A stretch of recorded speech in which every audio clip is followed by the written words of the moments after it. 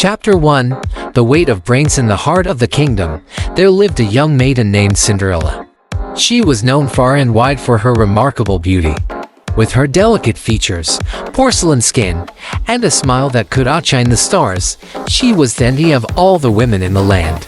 However, there was one problem that cast a shadow over her radiant appearance. Cinderella was not the brightest star in the sky. While her beauty was a treasure, Cinderella couldn't help but feel a sense of unease. People often whispered behind her back, questioning her intelligence. They wondered how someone so fair could be so dim. And Cinderella knew they were right. She struggled with the simplest of tasks, and her mind often felt as empty as the spaces between the stars in the night sky. Chapter 2.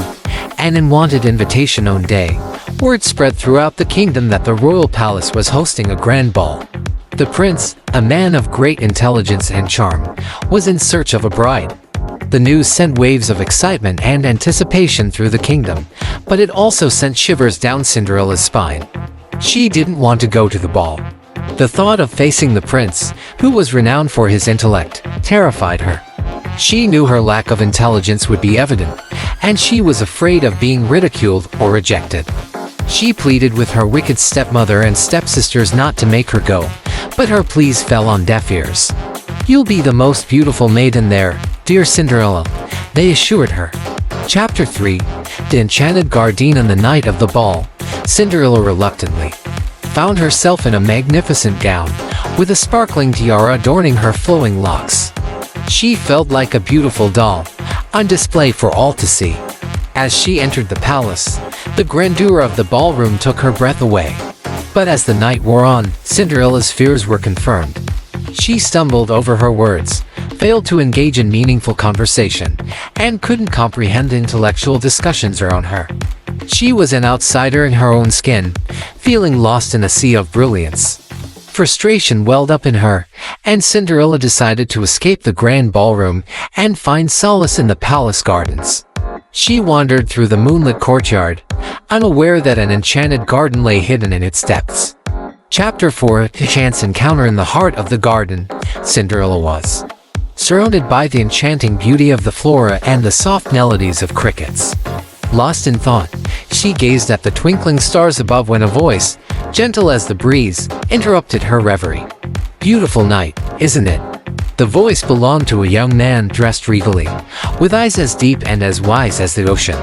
Cinderella's heart raced as she turned to see the prince, standing there, looking at her with a warm smile. Fear gripped her once again, but his gentle gaze was not one of judgment. "I noticed you left the ballroom. Are you enjoying the garden?" Chapter 5. The Lesson of the Garden. As they walked through the enchanted garden, the prince engaged Cinderella in conversation. He spoke of stars and constellations, of the beauty of the natural world, and the magic hidden within it. Cinderella listened, feeling a sense of calm and comfort wash over her. In the serene garden, the prince shared stories and wisdom, assuring her that intelligence was not the sole measure of a person's worth. Beauty, he explained, was a gift in its own right, just like intelligence, and that there was a place for all kinds of people in the world. Cinderella felt a weight lifting from her heart. She realized that she needn't be a genius to be valued, and that her beauty was something to be cherished, not hidden behind a mask of fear and self-doubt. Chapter 6. A new beginning. With the dawn of a new day, Cinderella's perspective had changed. She returned to the palace with the prince, no longer afraid to be herself. She danced, laughed, and shared her inner beauty with the world, knowing that her heart was as radiant as her outward appearance. As the sun set on the kingdom, the prince and Cinderella continued to walk through the enchanted garden, their connection growing stronger.